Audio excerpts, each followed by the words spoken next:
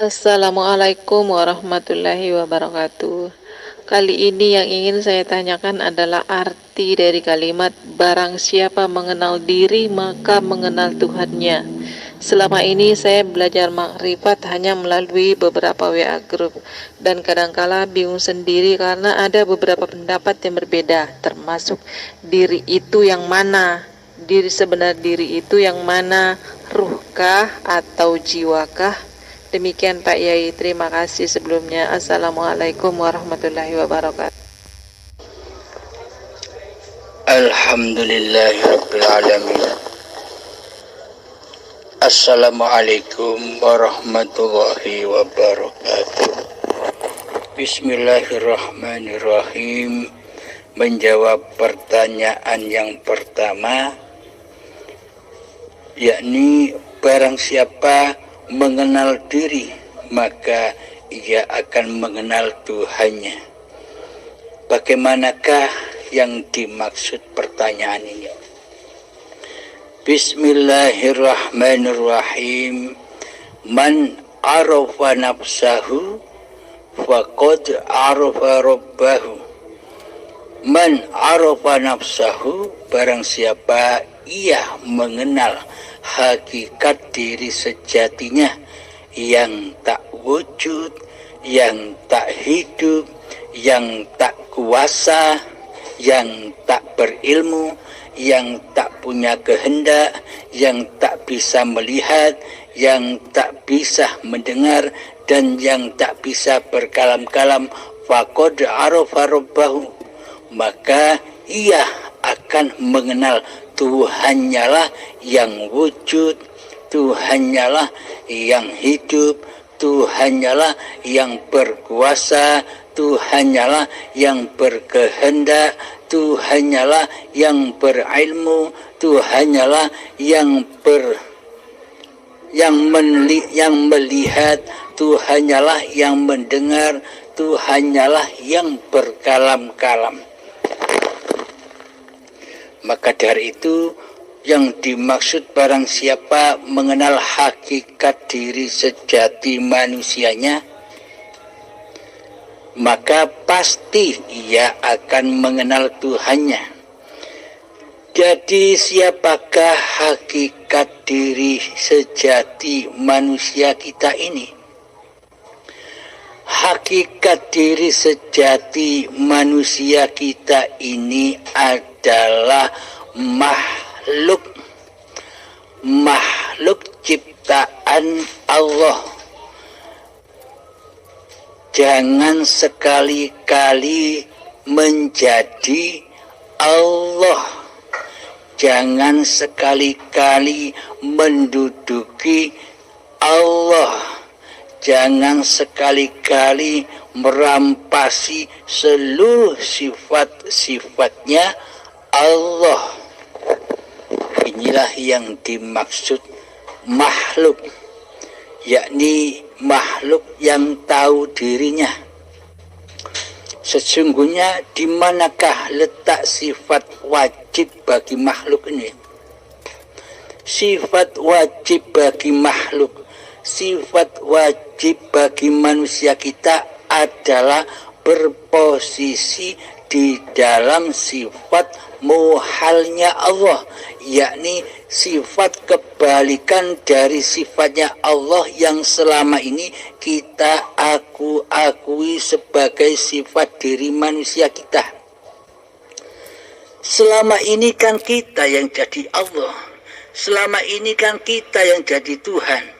Kita tak terasa, kita tidak menyadarinya, sedangkan Allah, zat yang mencipta diri kita semua, kita tiadakan di hati kita, kita gaibkan di hati kita, kita tiadakan kewujudannya di hati kita, kita tiadakannya hidupnya di hati kita, kita tiadakan kekuasaannya di hati kita, kita tiadakan kehendaknya, daya upaya dan ikhtiarnya di hati kita, kita tiadakan kekuatannya di hati kita. Allah kita tiadakan penglihatannya di hati kita, Allah kita tiadakan pendengarannya di hati kita, dan Allah kita tiadakan di dalam kalam-kalam di hati kita. Jadi yang selama ini menjadi Allah, yang menjadi Tuhannya diri kita selama ini adalah hawa nafsu kita sendiri. Ya, diri kita ini yang selama ini mentuhani hidup dan badan ini. Apakah demikian yang dikatakan bertuhan itu? Coba tafakuri dalam hati. Apakah benar demikian cara bertuhan? Bagaimana dikatakan kita ini sudah bertuhan, sedangkan Allah di dalam hati kita tiada, gaib. Maka sebenarnya siapa yang selama ini kita tuhankan? Yang kita tuhankan selama ini adalah diri kita sendiri, yakni hawa nafsu kita sendiri, iblis dan setannya kita sendiri. Maka dari itu Allah berfirman bahwa iblis dan setan itu adalah musuh-musuhmu yang nyata, bukan gaib. Akan tetapi para alim ulama kita sedunia selama ini mayoritas menyatakan bahwa iblis dan setan itu gaib. Sementara Allah mengutus kita semua, memerintahkan kepada kita semua untuk memerangi iblis dan setan. Jika iblis setannya gaib, jika iblis setannya tiada di hati kita, bagaimana mungkin kita bisa berperang? Maka dari itu kita tak akan pernah bisa menyembah kepada Allah. Kita tak akan bisa mengabdi kepada Allah. Sampai kapanpun kita tak akan bisa bertuhan kepada Allah jika iblis dan setannya belum kita usir, belum kita perangi. Selama iblis dan setan ini belum pernah kita perangi, maka selamanya kita bertuhankan kepada iblis dan setan itu sesungguhnya, bukan kepada Allah. Meskipun kelihatannya berhari-hari kelakuan kita dibungkus dengan ibadah, dibungkus dengan sholat, dibungkus dengan puasa. Akan tetapi bila di hati kita masih wujud diri manusianya yang menjadi Tuhan, yang berpuasa atas segala ibadah, inilah yang dimaksud setan itu. Apa sih iblis dan setan yang nyata yang wajib kita perangi? Itu firman-Nya Allah kan demikian, bahwa iblis dan setan itu adalah musuh-musuhmu yang nyata, bukan gaib. Setan iblis itu nyata. Siapa yang dimaksud iblis dan setan itu? Yang dimaksud iblis dan setan di sisi Allah adalah diri kita sendiri ini loh. Iblis dan setannya nyata, bukan? Sangat nyata sekali. Karena selama ini yang wujud jadi Tuhan di hati kita, yang wujud hidup, yang merasa memiliki hidup adalah diri kita sendiri selama ini. Diri kita inilah iblis dan setannya yang wajib diperangi, yang wajib disingkirkan. Jangan dibiarkan menjadi Tuhan terus. Jangan dibiarkan menjadi Allah terus diri kita ini, yang merasa selama ini kita memiliki sifat-sifat seperti sifatnya Allah. Dan selama ini kita tidak menyadari itu, karena kita terlalu sombong hati kita hingga kita tak tahu diri kita sendiri itu siapa? Bagaimana mungkin kita akan mengenal Allah? Bagaimana mungkin kita bisa menyembah kepada Allah? Bagaimana mungkin kita bisa mengabdi kepada Allah, sedang kepada diri kita sendiri kita tidak kenal siapa diri kita ini? Diri kita ini, diri manusia ini adalah bersifat wajib di dalam sifat muhalnya Allah. Sifat wajibnya Allah pertama wujud. Wujud ini milik Allah.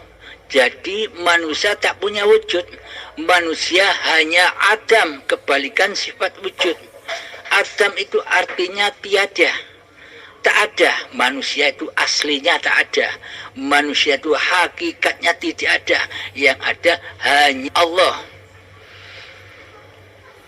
Ketika di hati manusia yang wujud diri manusianya, pasti Allahnya tak ada. Pasti Allahnya gaib. Nah, bagaimana mungkin kita bisa menyembah Allah? Bagaimana mungkin kita bisa mengabdi kepada Allah? Bagaimana mungkin kita bisa ingat Allah? Sementara Allah kita gaibkan, kita tiadakan kehadirannya di hati kita. Tak mungkin, sobat. Selama ini sejak detik-detik akil balai hingga setua ini, ibadah kita itu tak ada artinya sama sekali di sisi Allah, karena selama ini kita tidak menyembah Allah, melainkan kita menyembah hawa nafsu kita sendiri. Kita menyembah kehormatan diri kita sendiri, kita menyembah kemuliaan diri kita sendiri, kita menyembah cita-cita kita sendiri. Karena itulah kita selama ini tak pernah sedetik pun menyembah Allah, melainkan selama ini kita mengkufuri Allah, kita mendustakan Allah, kita mensekutukan Allah dengan diri kita selama ini. Kita mensekutukan Allah kita tiadakan diri kita yang kita wujudkan seperti sifatnya Tuhan. Seluruh sifat-sifat Allah sudah kita akui sebagai sifat diri kita. Nah, ini kan yang bertanda bahwa kita selama ini ngaku jadi Allah, tapi tidak terasa. Siapakah mereka yang mengaku jadi Allah itu sebenarnya? Sebenarnya hakikat mereka yang telah menjadi Allah, telah ngaku-ngaku jadi Allah itu adalah mereka-mereka yang tidak mengenal Allah. Bagaimana mungkin bila manusia yang belum mengenal Allah dikatakan Muslim, dikatakan sudah berislam di sisi Allah? Di sisi manusia bolehlah dikatakan Islam. Versi manusianya, versi syariatnya, versi badaniahnya. Karena manusia hanya memandang casing-casingnya saja. Karena manusia hanya memandang laku syariat-syariat badannya saja. Karena manusia buta akan apa yang terjadi, apa kondisi hatinya di dalamnya. Mayoritas kita selama ini di dalam ibadah kita tak pernah jumpa Allah. Syarat-syarat menyembah itu kan Allahnya harus wujud. Yang disembah harus wujud. Bagaimana mungkin kita dikatakan menyembah atau mengabdi sementara Allahnya gaib? Muhal, sobat, muhal. Tak mungkin itu. Batal. Karena yang disembah tidak ada, melainkan dirinya sendiri mentuhani sholatnya, mentuhani puasanya, mentuhani seluruh amal ibadahnya dan sebagainya. Jadi tetapkanlah dalam hati kita ketiadaan diri manusia kita. ketika kita sudah menetapkan dalam hati kita bahwa sesungguhnya manusia itu tiada, gaib, bahwa manusia itu mati, tak hidup, karena hidup itu Allah, karena wujud itu Allah. Bila sudah kita tenggelamkan keakuan diri manusia ke dalam hayatullah, maka nyatalah Allah Tuhan semesta alam, Tuhan yang mentuhani kita selama ini. Kita selama ini tidak merasa bahwa Allah lah yang mentuhani kita. Akan tetapi selama ini kita merasa bahwa diri kita lah yang berkuasa atas hidup dan badan ini. Tak ada urusan dengan Allah. Coba cek hati kita selama ini. Maka dari itu, man arfa nafsahu, barang siapa yang tahu dirinya, tahu bahwa diri manusianya itu gaib, tahu bahwa diri manusianya itu tiada, tahu bahwa diri manusianya itu mati, maka nyatalah wujudullah, maka nyatalah hayatullah yang selama ini kita akui sebagai wujud diri manusia kita, yang selama ini kita akui sebagai hidup diri manusia kita, yang selama ini kita akui sebagai kuasa diri manusia kita.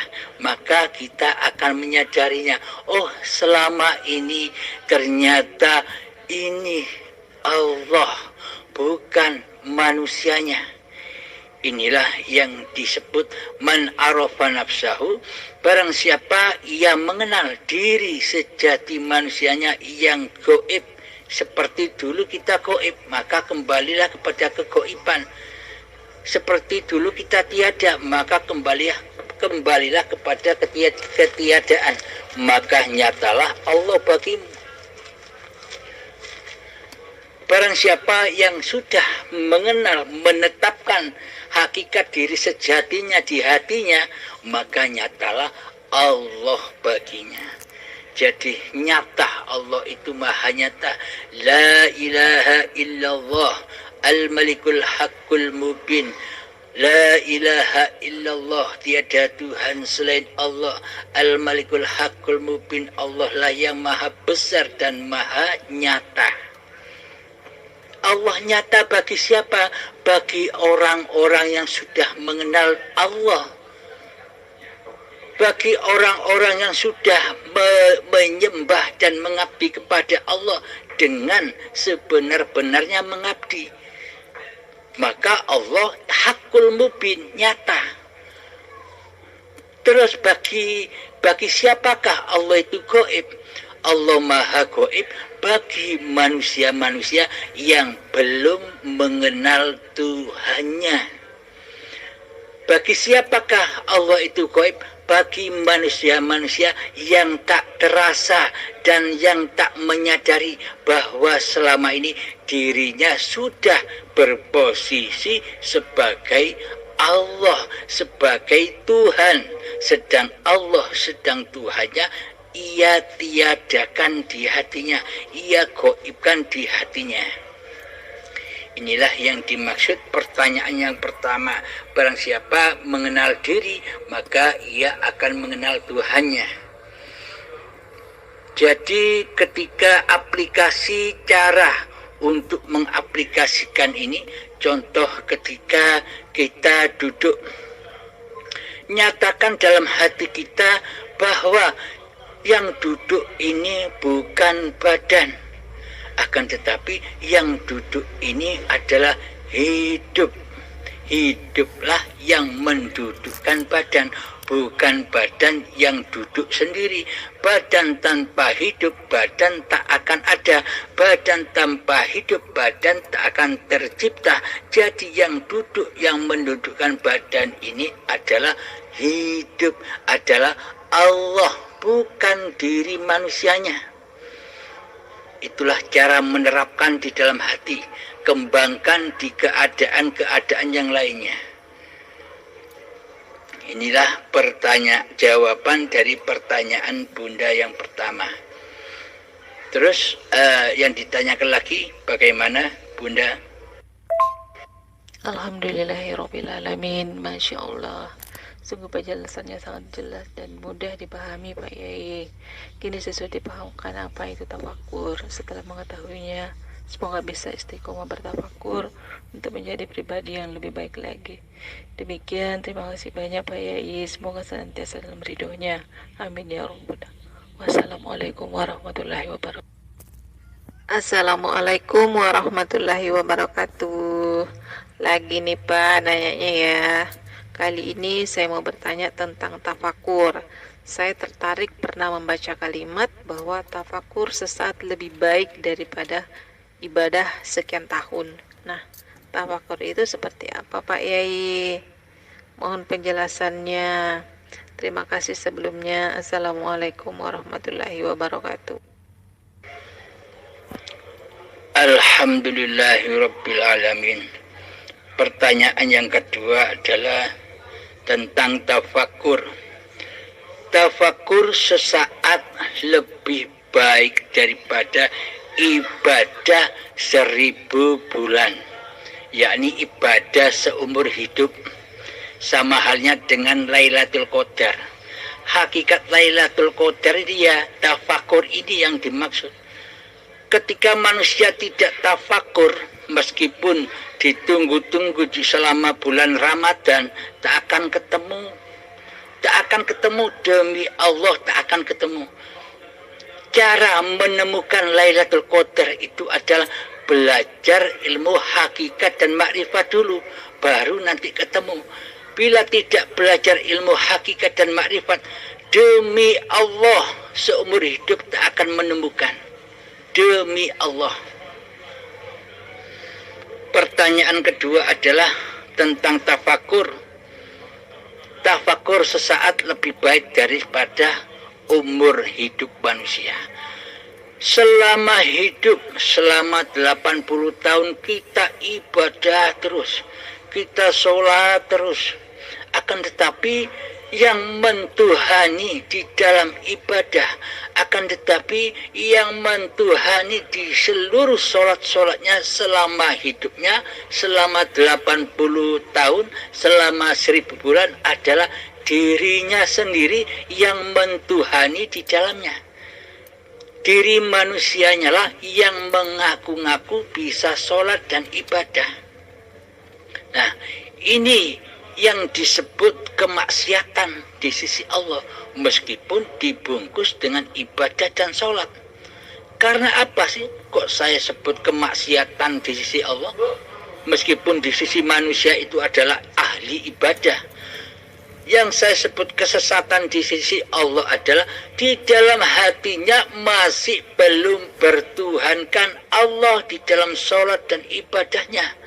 Di hatinya masih berasa dirinya lah yang berkuasa atas ibadah dan sholatnya. Padahal sudah seringkali dibaca di dalam sholat 5 waktu doa iftitah, inna sholati wa nusuki wa mahyaya wa mamati lillahi rabbil alamin. Inna sholati, sesungguhnya sholat-sholatku, wa nusuki, dan sesungguhnya ibadah-ibadahku, wa mahyaya, dan hidupku, wa mamati, dan matiku, semuanya lillahi rabbil alamin, semuanya hanyalah hak dan milik Allah, penguasa semesta alam. Di dalamnya kita mengaku-ngaku bahwa ini sholatku hamba, ini ibadahku hamba, ini puasaku hamba, ini kerjaku hamba, ini memasak di dapurku hamba, ini belanjaku hamba. Semuanya berpulang kepada hambanya. Inilah yang dimaksud manusia yang mentuhani hidup dan badan ini. Inilah tanda-tanda manusia yang hatinya belum bertuhan, meskipun raga-raganya mengaku bertuhan, meskipun raga-raganya dihiasi dengan amal syariat. Akan tetapi di sisi Allah tidak bertuhan, karena tidak mentuhankan Allah kecuali mentuhankan dirinya sendiri. Maka dari itu seluruh ibadah dan sholat kita akan hancur dan fana selama yang wujud, selama yang berkuasa atas hidup dan badan ini diri manusianya. Seluruh ibadahnya akan hancur, tidak akan sampai kepada Tuhannya, karena tidak mentuhankan Allah di hatinya, karena Allahnya gaib. Maka tafakurilah semua keadaan, kejadian, hal-hal yang sudah terjadi pada diri kita. Selama ini kita zalim kepada Allah, selama ini kita selalu mensekutukan Allah dengan diri kita. Ingatlah, mensekutukan Allah, dosa mensekutukan Allah itu adalah dosa yang tak diampuni oleh Allah. Bila hati kita mensekutukan Allah dengan diri kita, bagaimana mungkin kita bisa ibadah, kita bisa sholat? Ya seolah-olah saja kita ibadah dan sholat, tapi hakikatnya di sisi Allah itu bukan ibadah, tapi maksiat. Maksiat yang dibungkus dengan ibadah-ibadah lahiriah.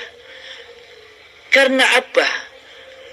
Allah hanya memandang keadaan hatimu. Allah tidak memandang laku-laku badaniyahmu. Allah tidak memandang ilmu-ilmu syariatmu. Akan tetapi Allah memandang hatimu. Hatimu itu yang wujud Allah ataukah dirimu.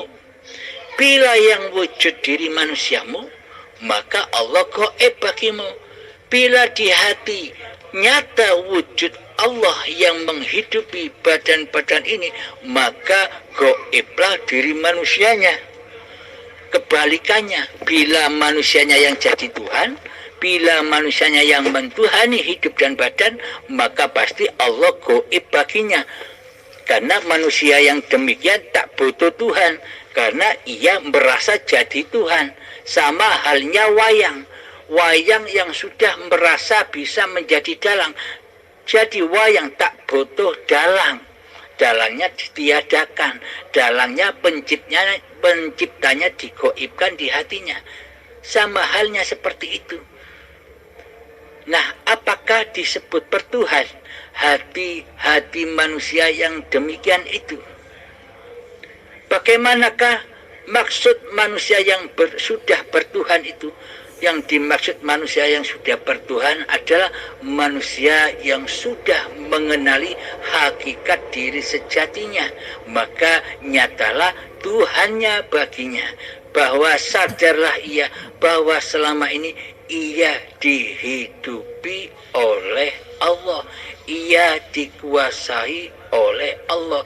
Jadi Allah nyalah yang nyata dalam hidup ini. Dan manusianya gaib. Kebalikannya, dibalik dulu Allahnya yang gaib, kini manusianya yang gaib, yang ada hanya Allah. Inilah yang dimaksud tafakur.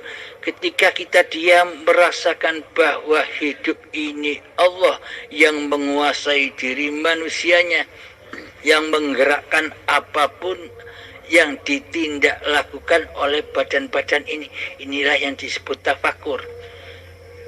Contoh, ketika kita sedang duduk sendirian, kita pejamkan mata, tafakur di dalamnya, dengan menggelapkan kewujudan diri manusia, memalamkan kehidupan diri manusia kita, mengheningkan kekuasaan diri manusia kita, kembalikan lagi, sadari lagi, oh ternyata hidup ini bukan hidup manusiaku.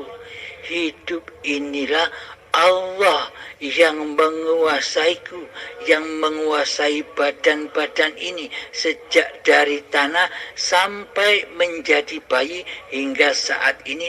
Allah lah yang membimbing manusia, Allah lah yang menghidupi manusia, Allah lah yang menguasai manusia. Inilah yang dimaksud tafakur. Hati menyadari bahwa hidup ini Allah yang mempergerakkan, yang mengutus hamba-hambanya, yang mengutus badan-badan ini untuk apa saja. Badan diutus makan, badan diutus minum, badan diutus sholat, badan diutus ibadah, badan diutus puasa. Semuanya kembali rojiun kepada Allah lah yang menguasainya. Inilah yang dimaksud alam akhirat, alam bako, alam yang kekal. Jadi seluruh apa yang diperbuat oleh badan, amaliannya akan menjadi amal yang soleh, amal yang bako, amal yang kekal. Karena di dalamnya hambanya sudah tidak menjadi Tuhan lagi, hambanya sudah tidak merasa menjadi pelaku di dalam seluruh apa yang diperbuat oleh badan, apa yang diibadah-ibadahkan oleh badan. Jadi manusianya sudah tak tampil lagi menjadi Tuhan. Manusianya sudah gaib, yang nyata hanya Allah di hati. Inilah tafakur. Tafakur sedetik atau semenit akan menghancurkan semua amal-amal ibadah kita yang lalu-lalu. Karena seluruh amal ibadah kita, amal sholat-sholat kita yang lalu-lalu itu amal yang fana, amal yang hancur. Karena di dalam hati kita selama ini kita masih merasa sebagai pelaku di dalamnya. Jadi yang dimaksud tafakur itu adalah ketika kita berapa-apa saja, saksikanlah hidup, bahwa hidup ini Allah. Hiduplah yang menguasai badan untuk berapa-apa saja. Inilah yang dimaksud tafakur. Alhamdulillahirabbil alamin. Semoga bisa dipahami ya Bunda. Terus ada yang ditanyakan lagi? Alhamdulillahirabbil alamin. Penjelasannya sangat jelas dan mudah dipahami Pak Yai.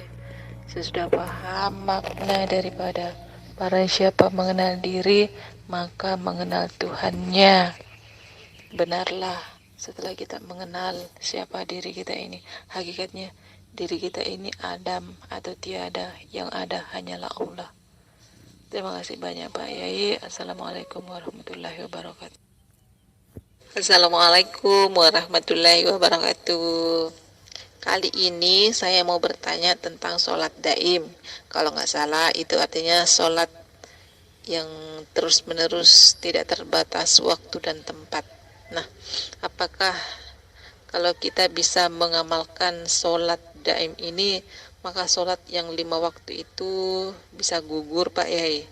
Maksudnya kita boleh tidak melaksanakan sholat yang 5 itu karena kita sudah melaksanakan sholat daim ini. Demikian Pak, mohon penjelasannya. Terima kasih. Assalamualaikum warahmatullahi wabarakatuh. Alhamdulillahirabbil alamin. Pertanyaan yang ketiga adalah tentang sholat daim. Sholat daim itu maknanya sholat terus menerus. Jadi pertanyaannya, apakah bagi hamba yang sudah bisa sholat daim itu gugur sholat 5 waktunya? Gugur semua syariat-syariat ibadah secara badaniahnya? Ini pertanyaannya. Mari kita kaji bersama. Bismillahirrahmanirrahim. Sholat daim itu contohnya begini. Bagi manusia yang belum mengenal Allah, maka tak akan bisa sholat, tak akan bisa zakat, tak akan bisa puasa, tak akan bisa haji di sisi Allah. Meskipun di sisi badaniyahnya, di sisi manusia kelihatannya sudah bisa melakukan, akan tetapi diterimanya di sisi Allah tak akan bisa bila manusianya masih menjadi Tuhan. Maka dari itu kenalilah Allah dahulu, bahwa hidup inilah Allah. Yakni ketika kita bertindak tanduk, bangun tidur, hati kita diam sejenak, bertafakur masuk ke dalam diri. Oh, ternyata yang selama ini bangunnya badan ini aku akui sebagai bangunnya manusiaku. Oh, ternyata yang membangunkan bukan diri manusiaku. Karena diri manusiaku itu bersifat mati, tak bisa hidup. Yang membangunkan adalah hidup, yakni Allah lah yang membangunkan badan ini. Ketika badan berdiri, hati menyaksikan hiduplah yang memberdirikan. Ketika badan melangkah, kaki melangkah, maka saksikanlah hidup, hiduplah yang melangkahkan kaki. Ketika badan mandi, saksikan juga hiduplah yang memandikan badan. Allah lah yang membersihkan badan.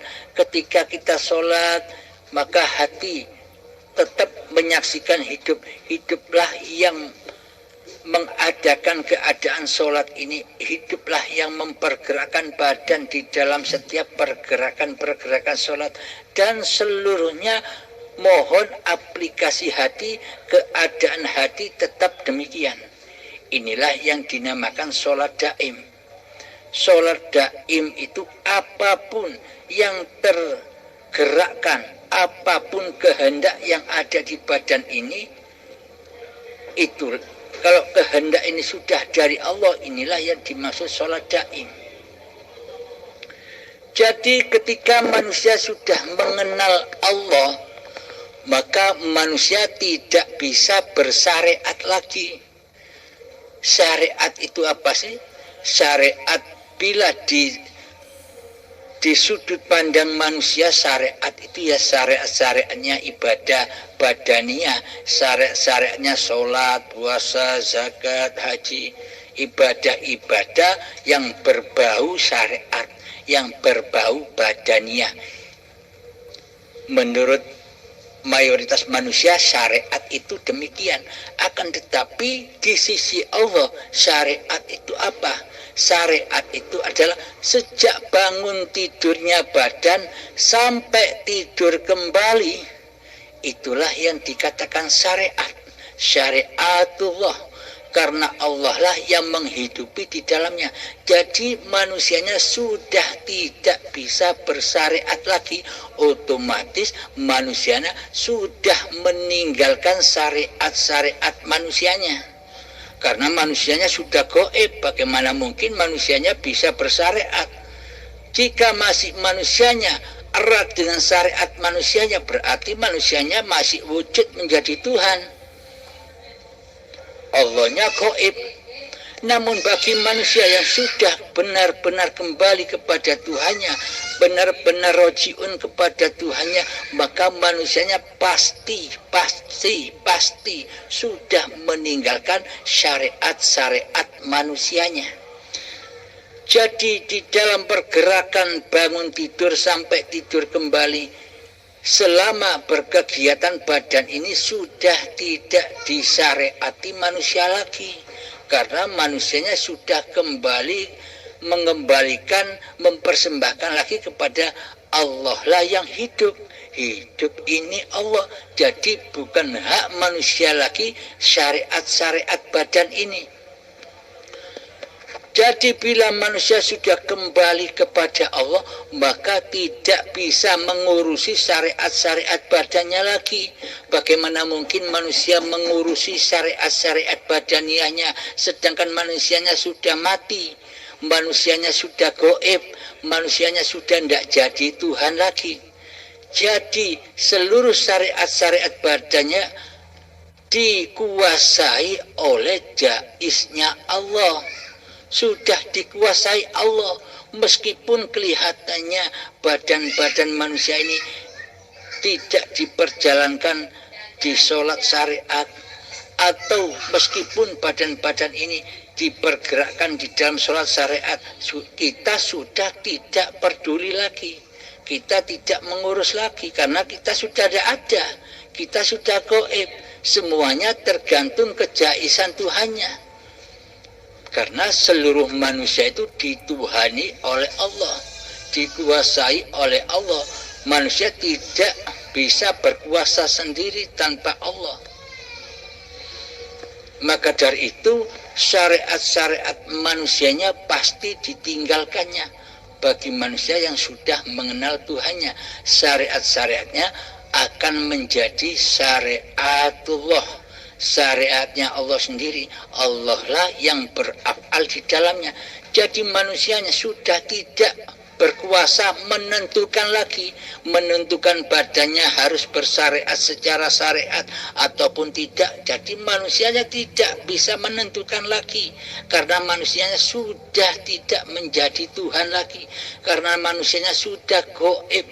Yang nyata hanya Allah yang maha kuasa, yang maha jais, memberlakukan apa saja badan-badan ciptaan Allah ini. Jadi bukan urusan lagi syariat-syariat yang ada pada manusia, karena manusianya sudah tak mampu lagi bersyariat, yang ada hanya syariatullah. Inilah yang dimaksud sholat daim itu. Jadi gugurnya sholat 5 waktu itu tergantung jaiznya Allah. Allah memberlakukan hambanya ini ke dalam sholat 5 waktu atau tidak, ya tergantung Allah. Melakukan dan tidaknya sama-sama baiknya di sisi Allah, karena yang ada hanya jaiznya Allah, kuasa Allah, kehendak Allah sendiri. Jadi pada intinya yang dimaksud sholat itu apa sih? Sholat itu adalah mengabdi kepada Allah, tidak menjadi Tuhan di hatinya. Itu loh dinamakan hakikat sholat. Jadi ketika manusia sudah tidak menjadi Tuhan, maka sucilah hidup ini, bahwa hidup ini Allah yang maha suci. Seperti bayi lagi, meskipun badan tidak ngapa-ngapain seperti bayi itu, tetap suci, karena manusianya gaib, sudah tidak ada. Yang ada hanya yang maha suci.